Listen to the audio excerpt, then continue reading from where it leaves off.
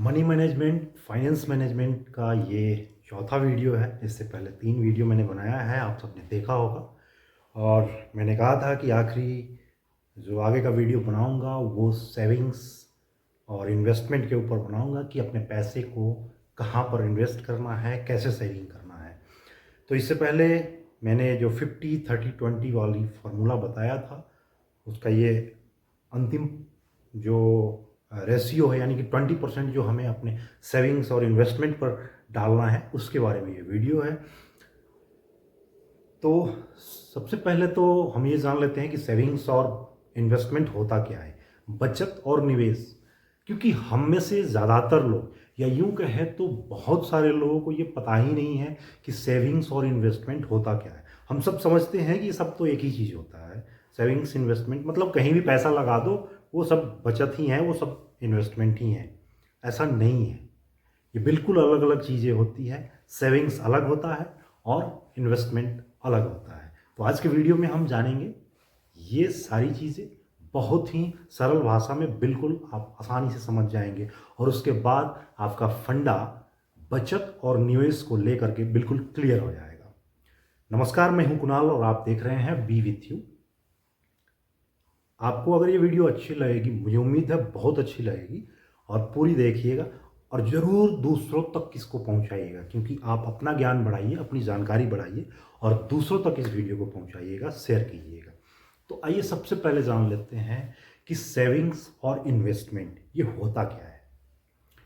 Savings है बचत, हिंदी में कहें तो बचत, और इन्वेस्टमेंट का मतलब निवेश।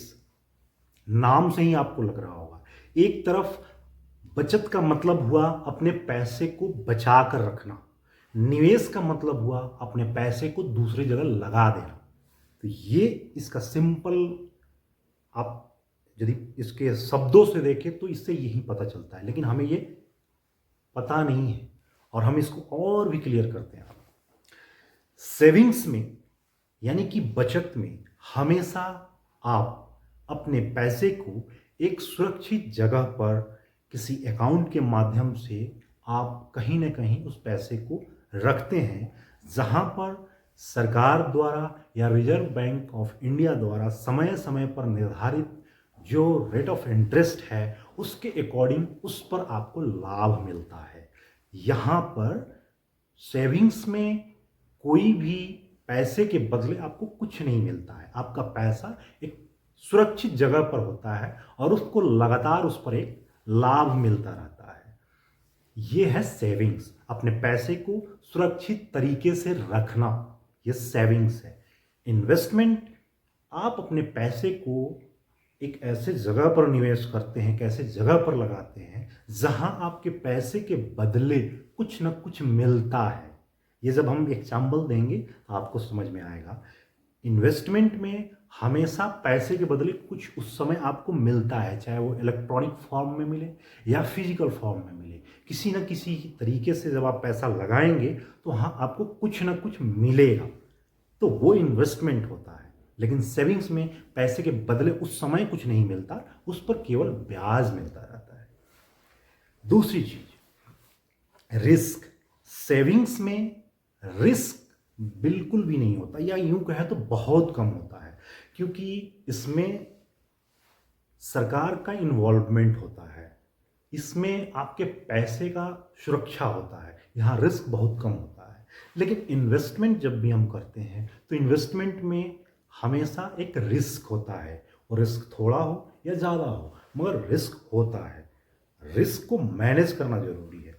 जैसे उदाहरण के लिए आप समझ लीजिए, fix deposit, recurring deposit, PPF, provident fund, और सुकन्या, उसके अलावा आपको एनएससी, नेशनल सेविंग स्कीम, ये जितनी चीज़ें मैं बता रहा हूँ, उसके अलावा आपको गोल्ड बॉन्ड, ये सब चीज़ें सेविंग्स के दायरे में आता है, ये बचत के दायरे में आता है। क्योंकि इन सब पर सरकार समय समय पर हर साल अलग अलग थोड़ा बहुत अप एंड डाउन करके इंटरेस्ट रेट निर्धारित करती है, और आप 2 साल, 4 साल, 5 साल या जितने भी अवधि के लिए उस पैसे को आप रखिएगा, बैंक में रखते हैं, तो उस पर एक निश्चित आय मिलता रहता है, इंटरेस्ट मिलता रहता है। ये है सेविंग्स।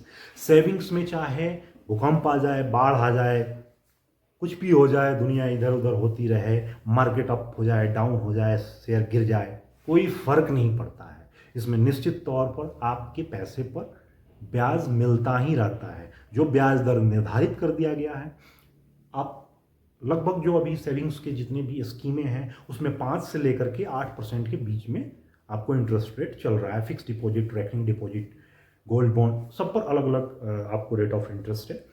तो इसमें 5 से लेकर के लगभग 8% तक इसमें इंटरेस्ट रेट मिलता है। लेकिन प्रिंसिपल हमेशा इसमें सुरक्षित रहता है। प्रिंसिपल कभी कम नहीं होता, ये हमेशा सुरक्षित रहता है। इसमें जोखिम बहुत कम होता है। जैसे आपको याद होगा कि जब कोरोना काल आया था तो कोरोना के समय में किसी के फिक्स डिपॉजिट पर जो इंटरेस्ट रेट मिलना था उस पर कोई असर नहीं पड़ा, किसी के रेकरिंग डिपॉजिट पर कोई असर नहीं पड़ा, सुकन्या पर कोई असर नहीं पड़ा, पीपीएफ अकाउंट के इंटरेस्ट रेट पर कोई असर नहीं पड़ा। असर कहाँ पड़ा? इन्वेस्टमेंट पर पड़ा। शेयर मार्केट क्रैश हो गए।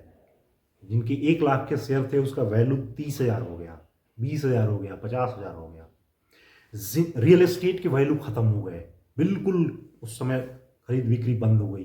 रियल एस्टेट का भाव नीचे चला गया, प्लॉट्स, जमीन, फ्लैट, सबके कोई उस समय डाउन हो गए। तो ये असर होता है, ये फर्क है ये फर्क है बचत और निवेश में। बचत हमेशा सुरक्षित होता है। सबसे सुरक्षित पैसे का जो रख रखाव है और लाभ का तरीका होता है सुरक्षित, मैं सुरक्षा की बात कर रहा हूं, वो है बचत।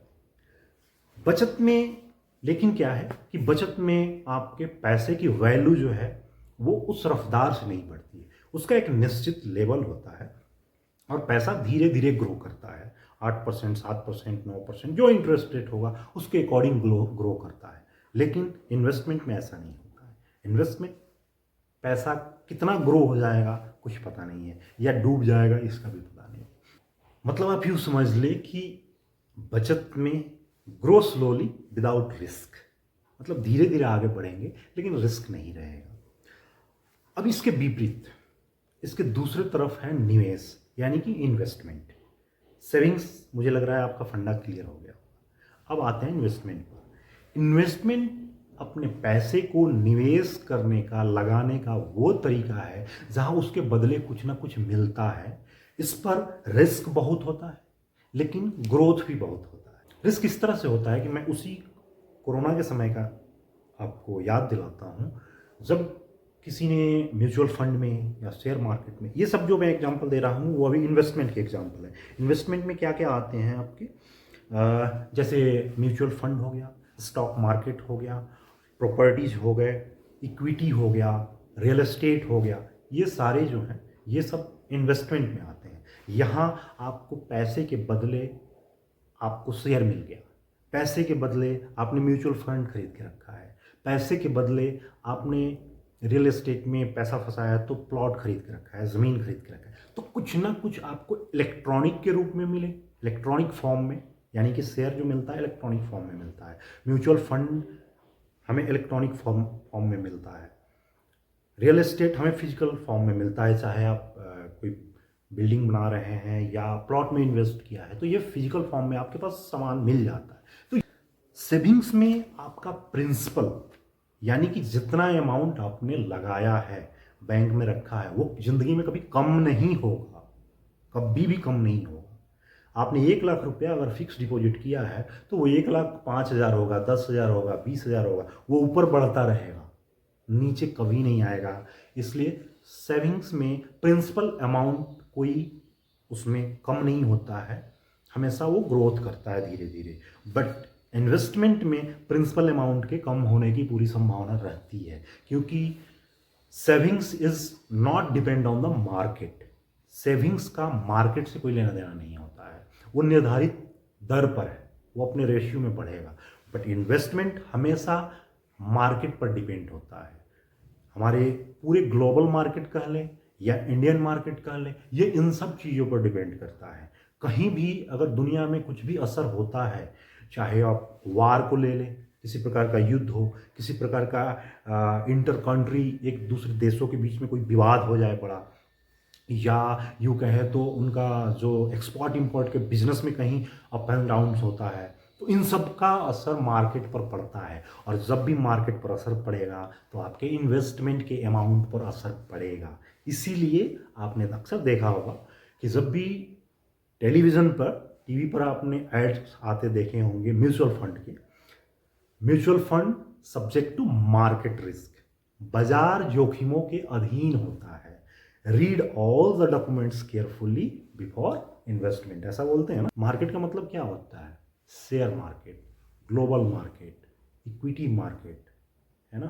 तो वो मार्केट पर डिपेंड करता है। मार्केट बढ़ेगा तो आपका इन्वेस्टमेंट का अमाउंट भी बढ़ेगा, मार्केट डाउन होगा तो आपका इन्वेस्टमेंट का अमाउंट भी डाउन होगा। तो उसमें प्रिंसिपल भी कई बार कम हो जाता है। आपने 1 लाख रुपया लगाया, हो सकता है कि मार्केट क्रैश कर गया किसी प्रॉब्लम के कारण, कोई आपातकाल स्थिति आ गई, कोई युद्ध हो गया, कोई महामारी आ गई, कोरोना जैसी स्थिति आ गई। तो इसमें रिस्क कैपेसिटी को आपको देखना पड़ता है। रिस्क बहुत होता है इसमें, लेकिन अपने रिस्क को कैसे मैनेज करना है, कहाँ इन्वेस्ट करना है, ये उसमें सब जानना सीखना पड़ता है। तो मेरे हिसाब से आपके फंडे क्लियर हो गए। दूसरी चीज़ है कि सेविंग्स में आपके साथ प्लस पॉइंट ये होता है कि जब भी आपको कोई इमरजेंसी पड़ गया, कोई ज़रूरी हो गई, कोई ऐसी आवश्यकता पड़ गई पैसे की कि हमें नहीं अब भी पैसे चाहिए 2 लाख 4 लाख, तो जो आपने सेविंग्स में 5 लाख रुपए फिक्स डिपॉजिट में डाल करके रखे हैं, या रिकरिंग डिपॉजिट में आपने पैसे रखे हुए हैं, या गोल्ड बॉन्ड में आपने पैसे रखे हुए हैं, आप जब चाहें बैंक जाकर के यूं चुटकी में अपने पैसे निकाल सकते हैं। आज चाहे कल चाहे, जब जैसी आवश्यकता होगी आप पैसे निकाल सकते हैं। और उस समय के अनुसार जितना दिन आपका फिक्स डिपॉजिट हुआ होगा टाइम, उसके अनुसार इंटरेस्ट कैलकुलेट करके आपको लाभ भी मिल जाएगा। लेकिन इन्वेस्टमेंट में ऐसा बिल्कुल नहीं होता है। जब भी आपको पैसा की ज़रूरत होगी अगर अचानक, और आपने पैसा शेयर मार्केट या म्यूचुअल फंड या रियल एस्टेट प्लॉट में, फ्लैट में कहीं पैसे लगा रखे हैं, आपकी ज़रूरत के अनुसार जब चाहें पैसे नहीं मिलते हैं, अगर आपको मिल भी गया तो हो सकता है आपको नुकसान भी उठाना पड़ जाए। उस समय मार्केट रेट कैसा चल रहा है आपको पता नहीं है, तो हो सकता है उसमें नुकसान भी हो जाए। तो इसमें लिक्विडिटी जो होती है वो बहुत कम होती है। लिक्विडिटी का मतलब होता है कि ईजिली आप उस चीज़ को कब बेच दे और कब खरीद ले, वो लिक्विडिटी कहलाती है। शेयर मार्केट में, म्यूचुअल फंड में, रियल एस्टेट में लिक्विडिटी कम होती है, लेकिन सेविंग्स में लिक्विडिटी ज़्यादा होती है। वो ईजिली आप अपने पैसे जब चाहें जहाँ चाहें ले सकते हैं। तो ये हमने आपको सारी चीज़ें समझा दी। मुझे उम्मीद है आप ये समझ गए होंगे कि इन्वेस्टमेंट क्या होता है और सेविंग्स क्या होता है। क्योंकि ये फंडा जब तक क्लियर नहीं होगा ना, आप पैसा कहाँ लगाना है, कैसे लगाना है, समझ नहीं पाइएगा। आज के बाद जितने लोगों ने इस वीडियो को देखा है शुरू से अंत तक, मुझे उम्मीद है उनका फंडा बिल्कुल क्लियर हो गया होगा। और जैसे जैसे उम्र बढ़ता है, आपका उम्र 50 साल 55 साल हो गया, वहाँ आप रिस्क नहीं ले सकते। आप रिस्क लेंगे, हो सकता है आपके वर्षों की कमाई, सालों का मेहनत का कमाई 1 मिनट में हवा हो जाए। तो ये सब जानने की चीज़ें होती है। पैसा कमाना जितना ज़रूरी है, उससे कहीं ज़्यादा ज़रूरी होता है पैसे को सुरक्षित तरीके से अपने भविष्य के लिए बचा कर रखना। मुझे उम्मीद है आप सबको ये वीडियो अच्छा लगा होगा। आप चैनल को सब्सक्राइब ज़रूर कीजिएगा और अपनी जानकारी बढ़ाइए, दूसरों तक ये वीडियो पहुंचाइए, उनकी भी जानकारी बढ़ाइए। हमारा मकसद है आप सबको जानकार बनाना और जागरूक करना। मिलते हैं अगले वीडियो में। अगले वीडियो में मैं बताऊंगा सेविंग्स के बेस्ट तरीके, कहाँ कहाँ आप सेविंग्स कर सकते हैं। फिर मैं बताऊंगा, अगर उस वीडियो में टाइम मिला तो, इन्वेस्टमेंट कहाँ कहाँ करना है, कैसे करना है। मिलते हैं अगले वीडियो में। नमस्कार, जय हिंद।